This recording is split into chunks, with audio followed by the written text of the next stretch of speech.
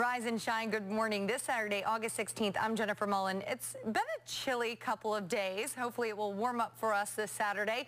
Meteorologist Eric Torgerson is standing by with the first look at our weekend forecast. Good morning, Eric. Very little action on the block with most people at work or staying warm indoors. With this latest round of light snow behind us, Steve's looking at another shot of Arctic air coming in tonight. And Steve, it sounds like fireplace weather to me. Yeah, fireplace weather certainly on. New developments in the search for Richard Matt and David Sweat. The woman accused of helping these two men escape 10 days ago will be going in front of a judge today. We're also learning more about the other role Joyce Mitchell was supposed to play in this escape. Our Craig Smith is live this morning from Plattsburgh City Court. Craig, what charges is Mitchell facing right now? Take a look at this, an overnight fire here in Lansingburg. This is one of the most recent fires reported. You're taking a live look right now at 811 2nd Avenue in Lansingburg. This is where crews were busy fighting an overnight fire. The assistant fire chief tells CBS 6 that the fire started around 4 this morning in a vacant building, which you can see is damaged really bad. And then, of course, the fire spread to both of the neighboring buildings. You can see some of the damage there on those. Those buildings were occupied. Luckily, no one was injured. We're also waiting to find out if this fire has any connection to the other arsons in the area. Melissa, thanks. South Carolina celebrated a day that will go down in the history books. After weeks of protests and debate, the Confederate flag was removed from the grounds of the state capitol. Steve Crump reports. And then froze. That's a picture. Boy, that's a picture for your insurance company because they're going to be using that photo, that's for sure. Oh, yes, wow. they are. Whoa. All right, I'm cold just thinking about it, but Steve says colder tonight than last night with sub-zero in store for most of us. How far below zero you can expect it to be where you live? That's next. If you haven't gotten the memo at home, today is Wear Red Day. Alyssa and I don't really discuss outfits. We usually just make it work. And we even have like the same exact dress, I think, at home. Yeah. That's the only time that we usually are like, okay, we're wearing that dress. Yeah, I'll let you know. But today, this was just pure luck. Totally unplanned.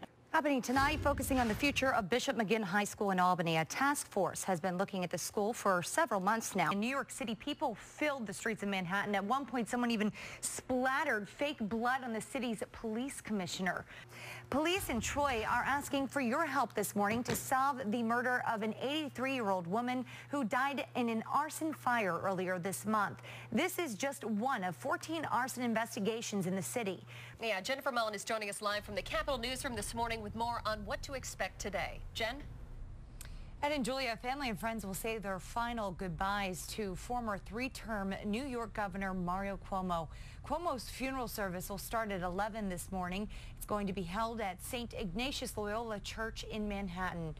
At least 10 people are dead after a bus carrying prisoners skidded off an icy highway overpass in West Texas.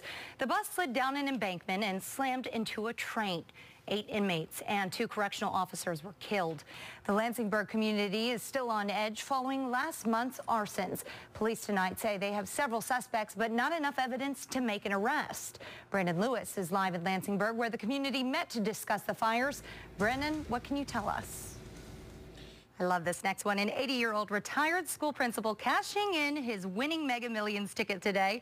$326 million, the biggest prize in New York lottery history. Check it out. The sign here, -1 degrees. This is at 10 o'clock this morning near Pearl and State Street. Over in Niskayuna, the freezing temperature prolonging the life of this snowman here. Luckily, he's got a hat and scarf there to keep him warm.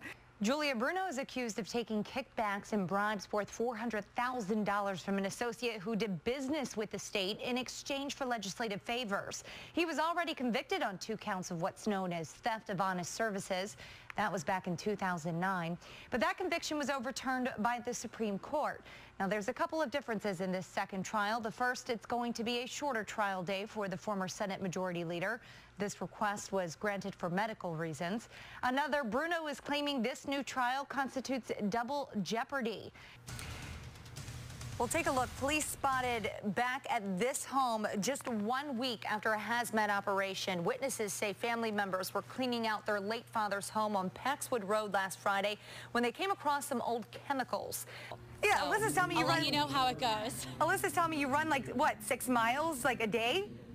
About? I do. I run 5 to 6 miles a day, but I'm not that fast. I like to take my time. It's more for the endorphins and, you know. exercise. You guys will be great. All right, well, good luck to you, Ann. We'll check back in with you in a little bit. Thanks so much. That's our Ann McCloy. All right, that's going to do it for CBS 6 News. Remember, anytime, go to CBS6Albany.com. Have a great night. Good night.